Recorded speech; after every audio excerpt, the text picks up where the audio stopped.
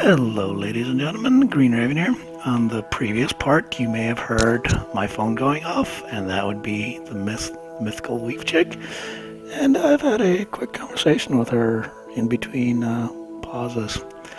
And I feel like that's more important to mention than anything else about this video, so suck it if you don't like it. Anyways, quick recap. We crashed a plane. And we went to Disneyland, and a boy went to the hospital. We don't have the greatest track record. We're not exactly the most ideal super. Anyways, let us investigate the Natural History Museum, shall we? At the Natural History Museum, the curator of the Natural History Museum greets you warmly. Hello there, Gale Forsyth. A pleasure to meet you. Thank you. Will you be able to help me around the exhibits?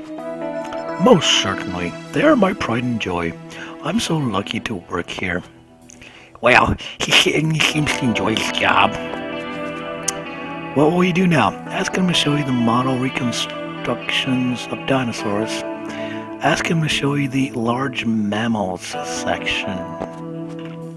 The curator takes you around the stuffed exhibits. As you see, Gale Forsyth, our museum is full of wonderful exhibits. Yes, quite interesting. Gorillas, rhinos, great cats, and even a whale.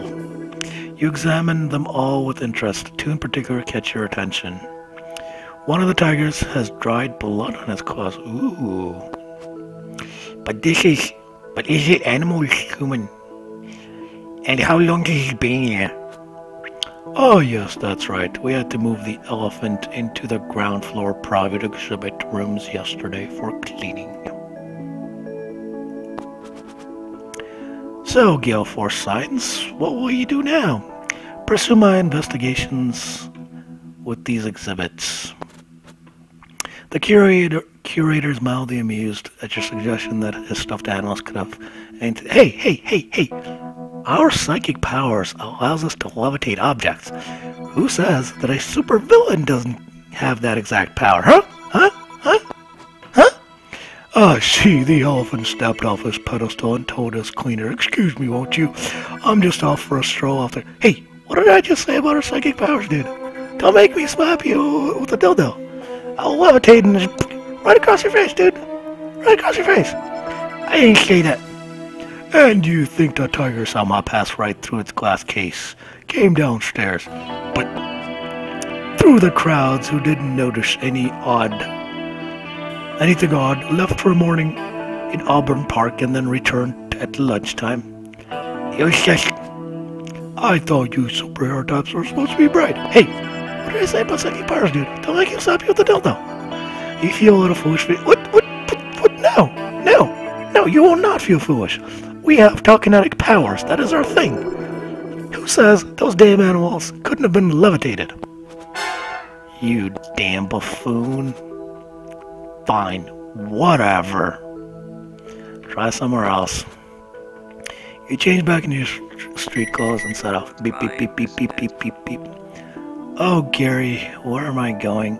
Oh, Gary, where am I going this time? Museum of Egyptian Heritage. We really don't have any Egyptian clues, so... Visit Jerry the Grass, as he's close by. You visit the Grass as Gale Forsyth. He lives in the rundown part of town, in a dirty one-bedroom apartment. Yo, Gale Forsyth, what are you doing here? You gonna blow my cover? I need the latest, Jerry. Yeah, sure. You know the man trapper, right? Sure, he's been in the papers recently. Well, he's got a guy called Sidney Knox under mind control. He goes to tell you that Knox works at the Murdoch Nuclear Laboratories. Knox is normally quite passive and spends all spare time in the observation tower at the lab watching migratory birds. The man trapper has implanted him with a post-hypnotic suggestion. Na. But why? Beats me, ask the man-trapper Knox, and get out of here. With this valuable information, you leave Jerry's apartment. What courageous action do you take next? Always check the crime watch. You check the crime watch to see if anything's happening. Nope, nada, zilch, zero. Bum bum bum. Bum bum bum bum. You spend the evening relaxing in front of the TV. Finally, a chance to sit down after a busy day.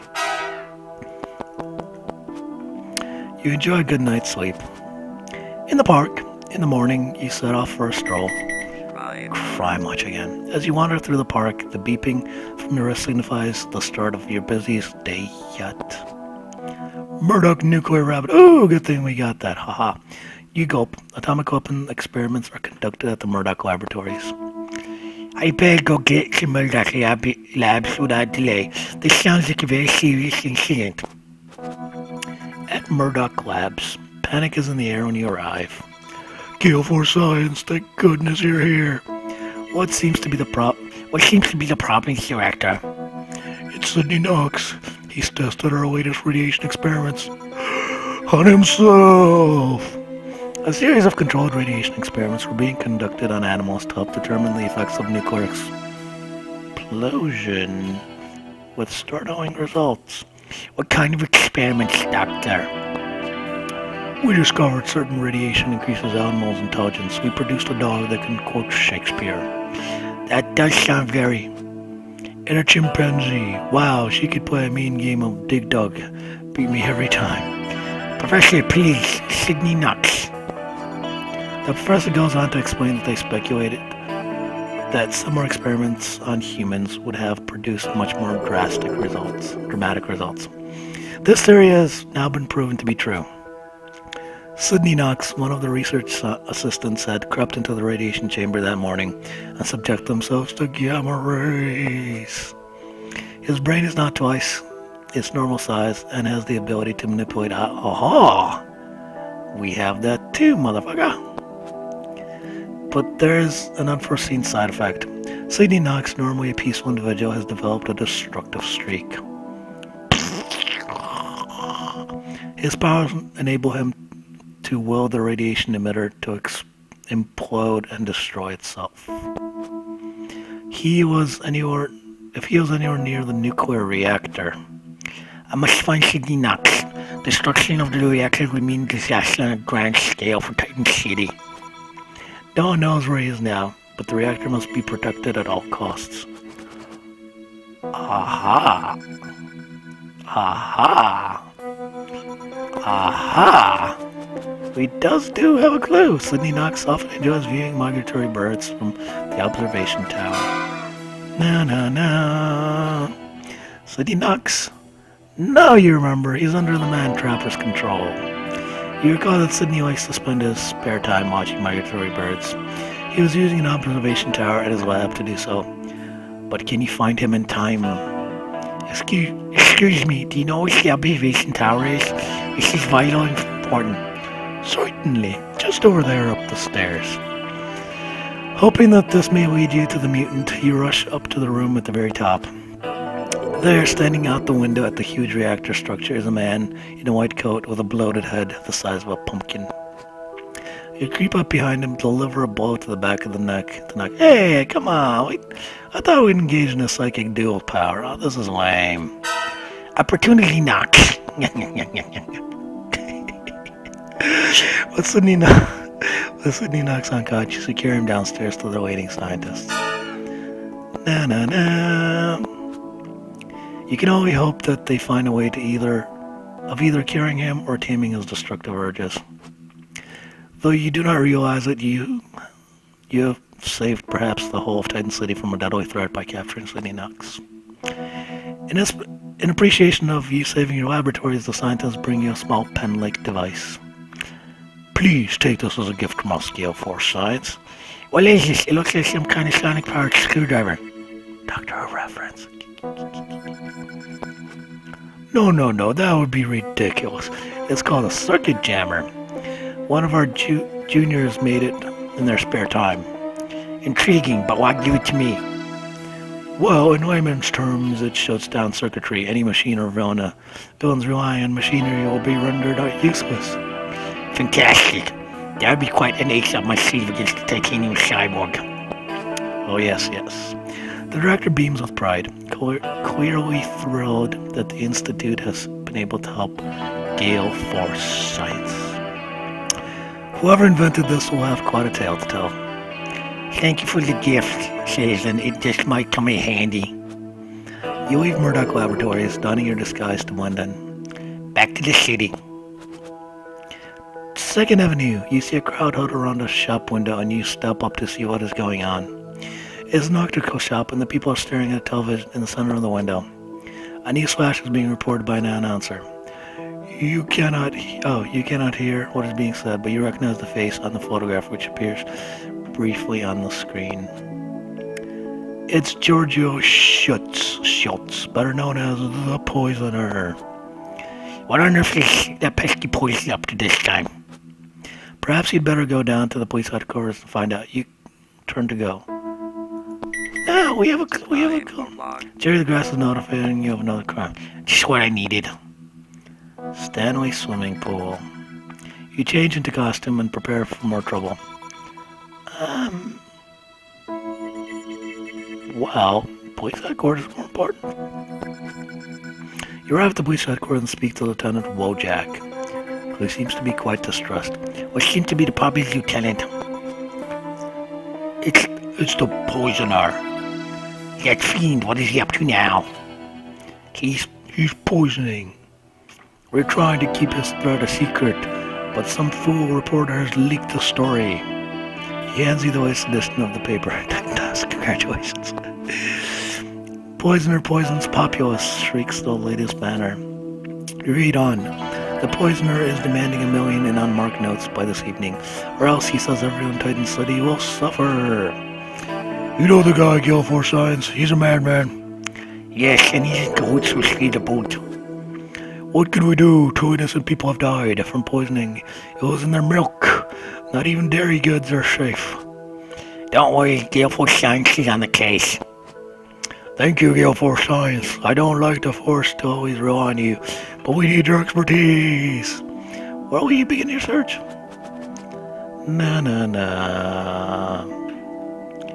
Well, I reckon we have a clue. Porcelain and Percy did mention that the Poisoner may be up to no good at the Titan City Reservoir.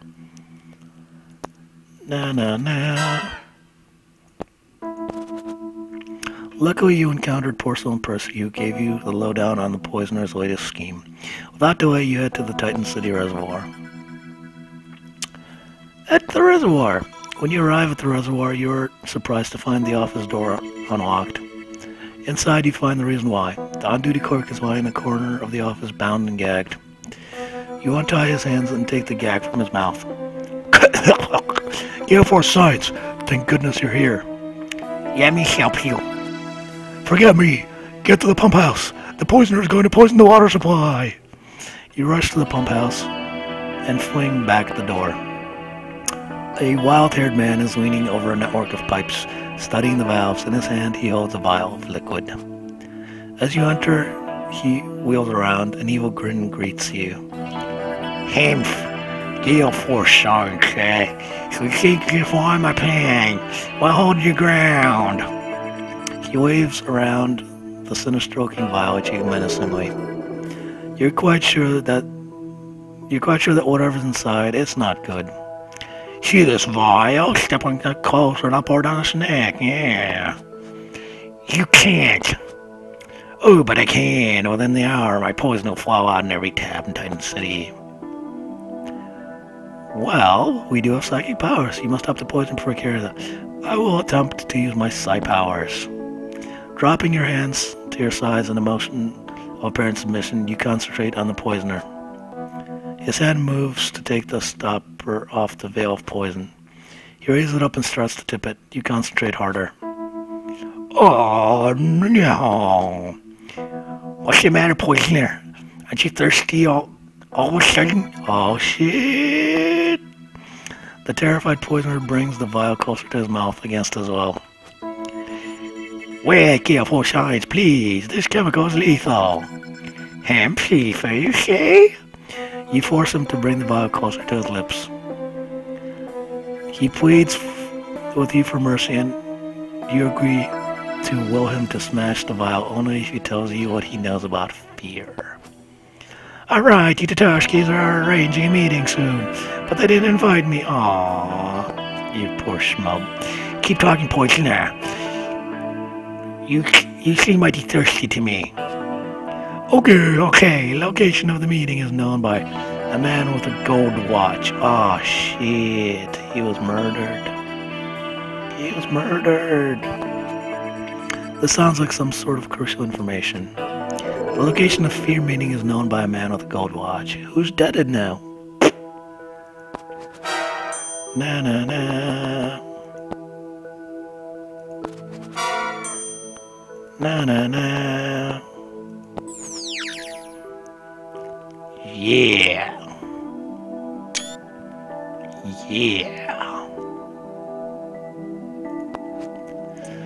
With the last strain of mental effort, you will him to smash the vial on the floor. Yeah. No, my precious poison. You apprehend the now harmless poisoner. With the poisoner's deadly threat averted, he is completely harmless. He's still showing the poison. Whatever. You decide what to do with this nefarious criminal. Now, why the fuck would we reconsider and release him? Contact the police, goddammit. Use your ground much to contact the police. Officer, I've apprehended the poisoner at the reservoir. Please send someone immediately. Right away, Gale Forsyths. Meanwhile, you go through the protesting poisoner's pockets. Leave it alone, eh? Help, I'm being repressed, yeah. Quite cute. Examining the poisoner's pockets, he discovers something interesting. It seems that the Beast King has escaped from jail and is planning to raid the Titan Zoo. I'd better remember this. Except we already had the Titan Zoo event come up earlier. Oh well. You found a clue. Yeah. With the day saved once more, you leave the reservoir. The matter of the fear meeting is playing in your mind. The meeting cannot take place. Perhaps you should talk to Colonel Sanders. The colonel commands the Titan army. Is just out of town and not too far away. He may have some news, if nothing else. We can compare notes.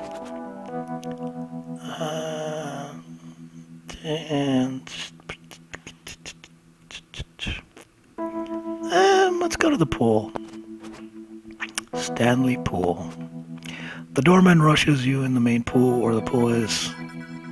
Your jaw drops as you see the problem.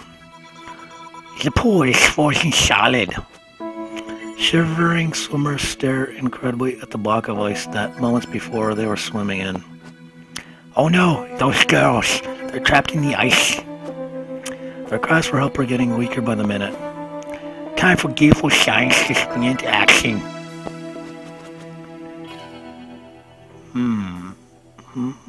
What now, Gale Force Science? Well,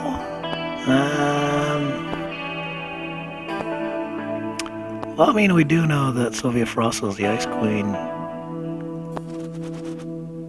Nope. Okay, I guess that doesn't mean anything.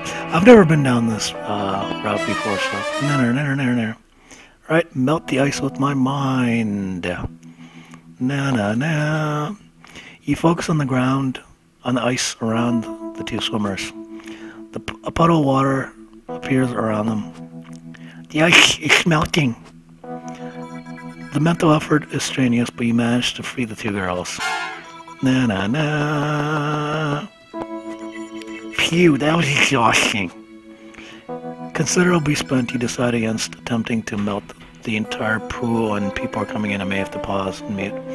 It will defrost on its own. So, Gale Force Science, what will you do now? Well, we're certainly not leaving the pool. We're gonna check the pool heating plant before we leave. Actually, we're at 20 minutes now, so I might as well call this a wrap. I will see you folks very shortly. Bye-bye.